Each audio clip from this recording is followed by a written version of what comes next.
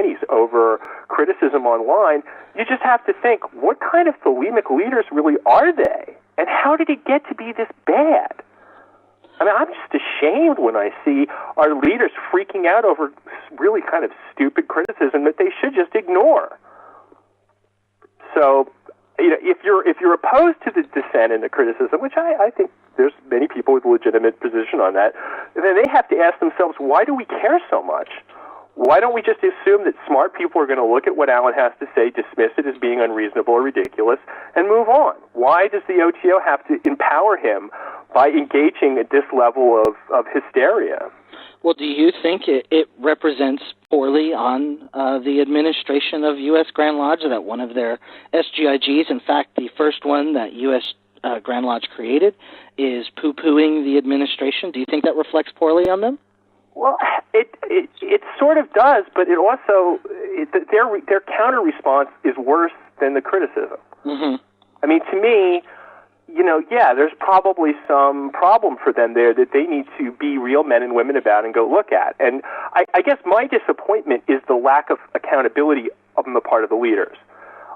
You didn't promote Alan Greenfield into a position of authority. I didn't promote him into a position of authority. The people who promoted him into a position of authority have to start asking themselves, why did we make this decision? And why did we create an environment where this sort of dissent is causing us as many problems as it is? And they don't want to do that. They want to be authorities, and they want to have all this power and ability to squelch dissent and to keep everybody in line. But when problems occur, they don't want to be accountable for them. Absolute power implies absolute accountability.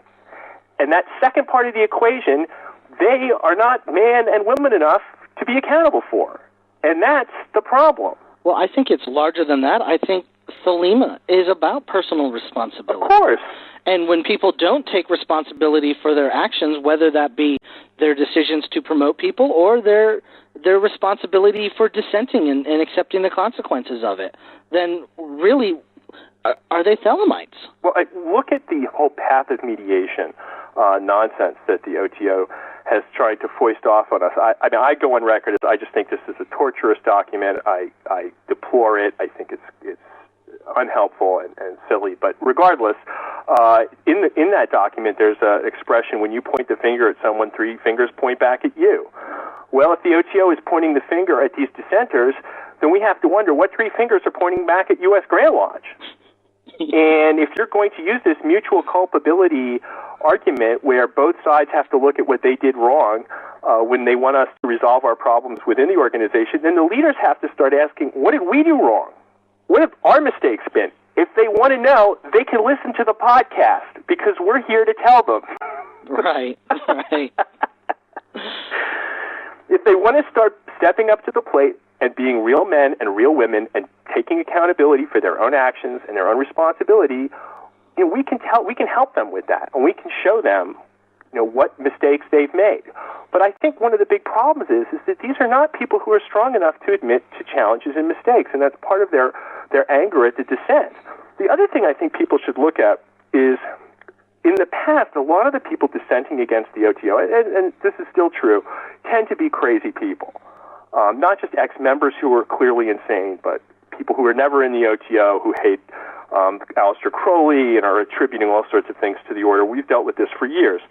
And that kind of dissent, the dissent from purely crazy people, doesn't tend to bother anyone too much because it's easily crazy. It's anyone walking into the room or coming online and looking at the webpage can tell within 2 minutes that the person writing it or saying it is crazy. So that doesn't bother anyone. What tends to bother people the most is well-reasoned, rational, calm, logical criticism. And that, at the same time, paradoxically, is what the leaders claim that they want. And what I've found is that the more logical, the more calm, the more reasonable you are when you make your arguments, the more hostile and unhappy people are when you make them, because they're not easily dismissed. And that's when they start backing away. And I think, Alan's criticism has elements that are fairly reasonable sounding. And that's the thing that I think that they're most upset about. It's not the betrayal and blah, blah, blah. It's more that he's actually given them some things that are not easy to answer and not easy to pass off. And I think we'd see far more tolerance for the dissidents if they were nuttier. Well, they say that there are two things that people can do if they disagree. They can quit quietly and go away, or they can quit and protest and do this big flame out and then go away. In either case, they want the dissenters to go away. And what they really dislike are people who stay and continually dissent and criticize and do it rationally with legitimate arguments. Right, and the worst thing is when those people are right. I mean, that's the worst thing. If you tell somebody not to do something and they go ahead and do it, you've committed the ultimate crime because you've committed the crime of being correct. So that's the absolute worst thing. I mean, no, it's really sad to me because I kind of expected better from the leaders. I expected them either to be tough enough not to care if people dissented, or, you know, really courageous and adult enough to look at their own mistakes and admit their own responsibility. And I had never seen them do that. I mean, very rarely will they take accountability for their stupid mistakes. And usually, if something goes wrong, it's everybody else's fault. And I'm sorry, but with this absolute leadership that they're insisting on, there's less and less wiggle room when there's a crisis. They precipitated it. I confronted a OTO leader recently about, you know, making false statements. And the leader came back and said, well, at the time, you know, I realized I made false statements, but it wasn't my intent to deceive at the time. And that just strikes me as really kind of foolish. I mean, if you're a leader, it's not us to determine what your intentions are. All we can go on are the facts of what you're saying. Is X true or X false? And if you consistently make statements that turn out to be false, it's kind of hard to take you seriously then, whether it's your intent or not. Right. Well, there's also this sort of very strange kind of withdrawal from reality that, you know, I think precipitates a lot of these problems, and that's kind of it. You know, I'm not accountable for legitimate mistakes that I make. Well, yeah, you are accountable for legitimate mistakes. If you say things that are not true and act on them, you're accountable for making that mistake, and you have to go back and look at why didn't I look at the truth? Why didn't I have the facts at hand? Why was I so quick to make this bad decision? Why weren't my facts in order? Those are things you have to go back and examine. And every time we catch them making a mistake like this, they don't want to go and do that.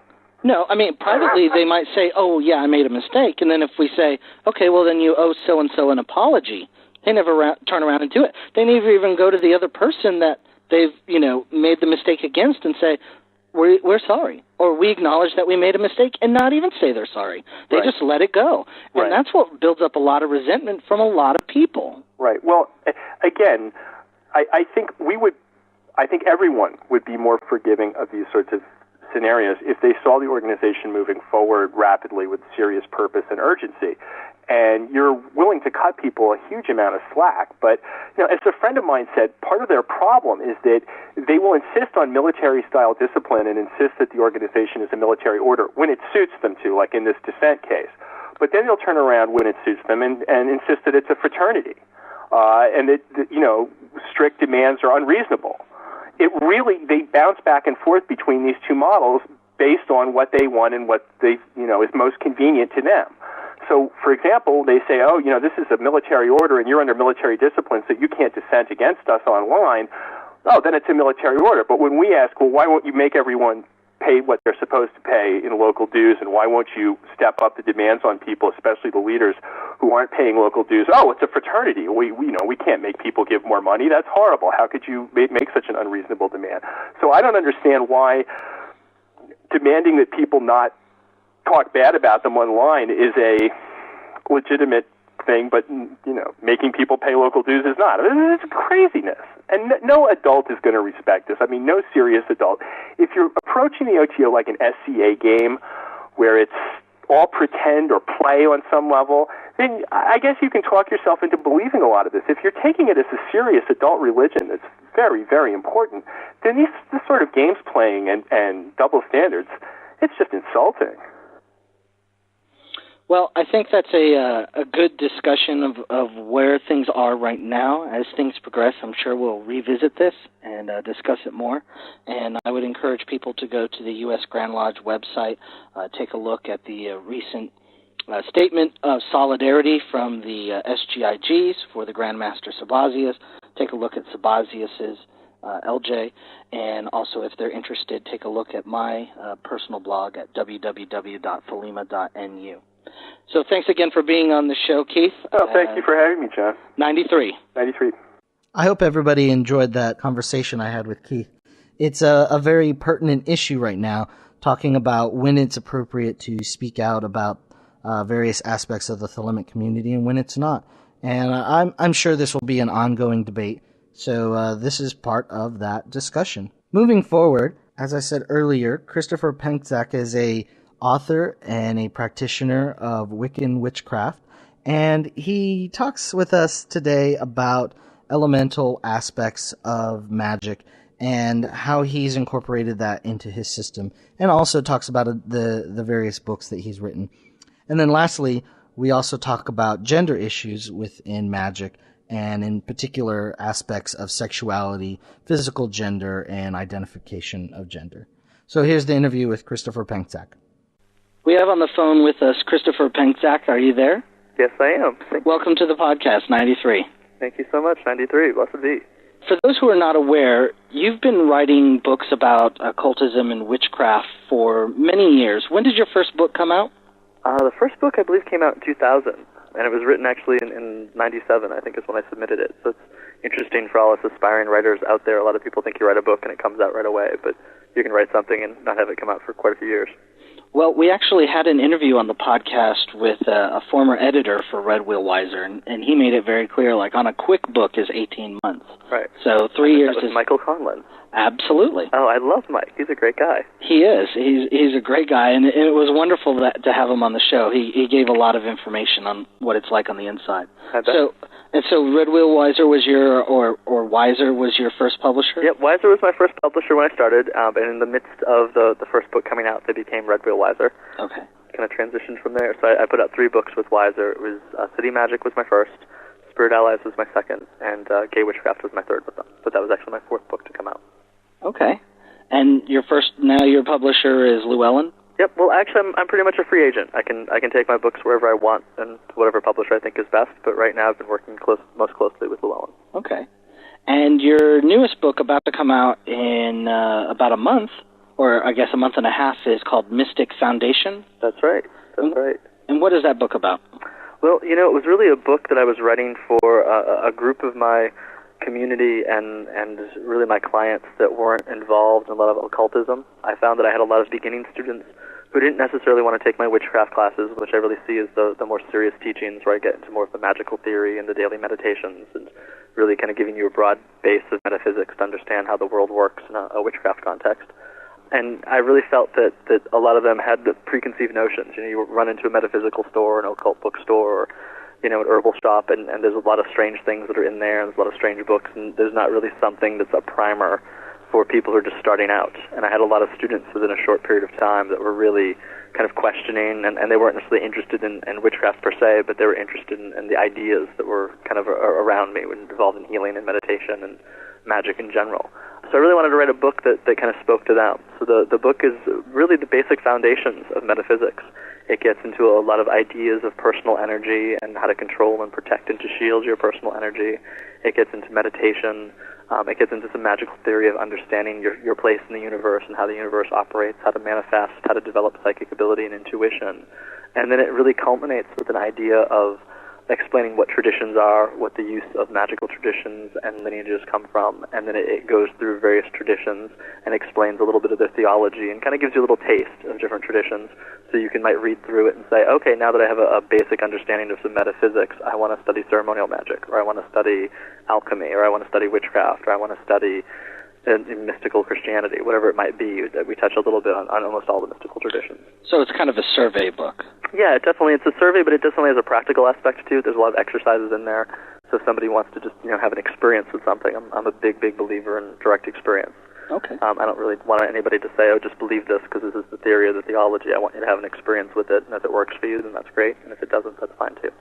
All right. Another book that came out earlier this year was Instant Magic. What is that? Instant Magic was actually an expansion of a little section that was in my Inner Temple of Witchcraft class. And a lot of people a lot of serious occultists find it hard to believe and think, oh, I don't buy these books. But